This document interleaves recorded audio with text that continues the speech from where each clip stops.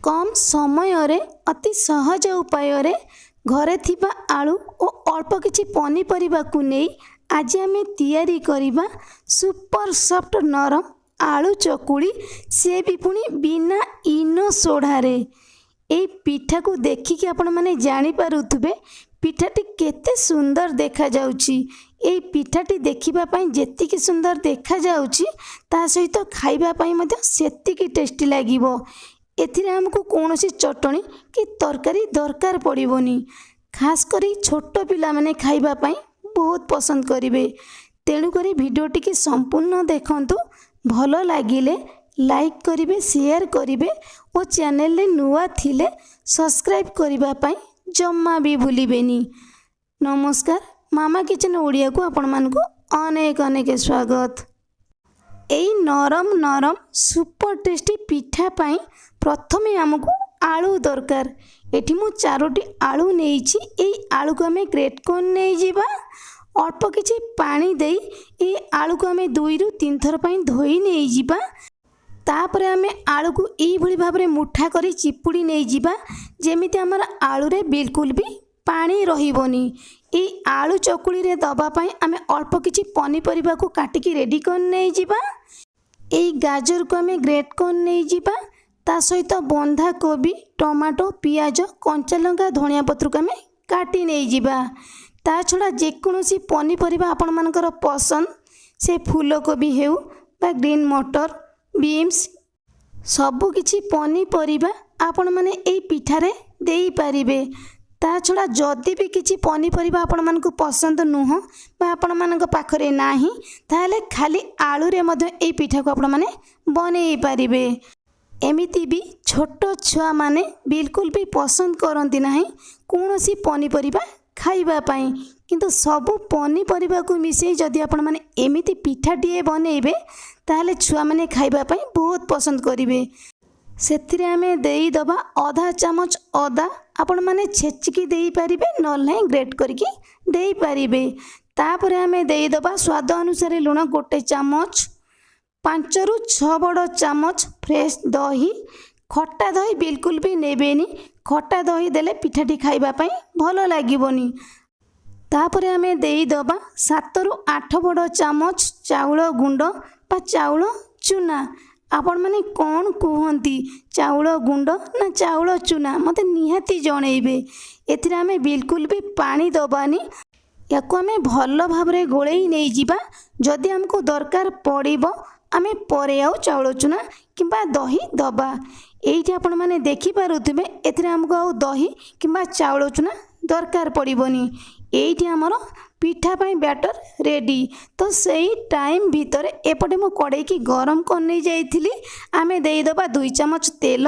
ए तेल को आमे कड़ाई रे 4 पाख जाक लगेई नहीं जिबा काहे कि ना पिठा हमर बिल्कुल तळु लागिबोनी। तो एई भली भाबरे गोटिए गोटिए पिठा आमे बनेइबा। हल्का टिके चामच आमे प्रेस कर नहीं जिबा। पिठाटी हमर पतला बनिबो, ता सहित देखिबा पाई मध्ये सुंदर देखा जिवो।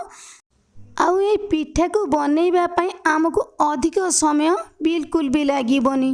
गैस रो फ्लेम को लो टू मीडियम रखिबा 3 रु 4 मिनिट। 3 रु 4 मिनिट परे ए पिठा को हमें लेउटेई नै जिबा। पिठाटीर कलर आपण माने देखि पारुथबे केते सुंदर देखा जाउची। तो सेम प्रोसेस रे हमें आउ 2 रु 3 मिनिट छाड़िबा। पिठाटी हमर ऊपर क्रिस्पी बनिबो, भीतर सॉफ्ट रहिबो। एइठी एबे हमर पिठाटी हेई गलानी, आमे बाहर को नै जिबा। तो एमिति आमे सबु पिठा को बनेई नै जिबा।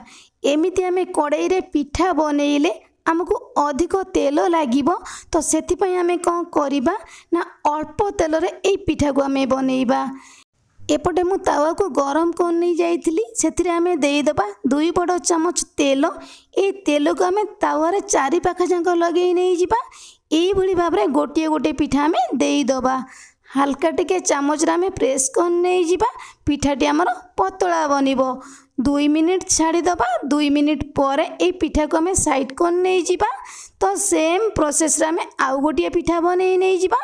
2 रु 3 मिनिट छाड़ी दबा। 2 रु 3 मिनिट परे से पिठा को आमे साइड कर नहीं जिबा। आउ गोटिए पिठा आमे देई दबा।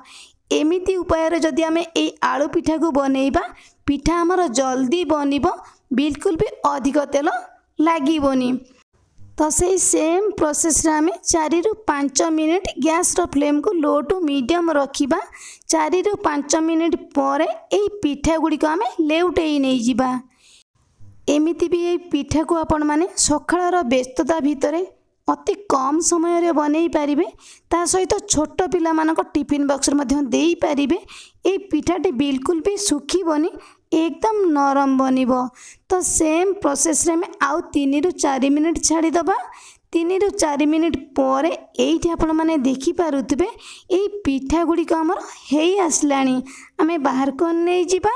तो सेम प्रोसेस रे आमे सब पिठा को एई भली भाव रे बनै कि रेडी कर नै जिबा। एमिति उपाय रे पिठा को बनैले आमको अधिक तेल बिल्कुल भी लागिबोनी।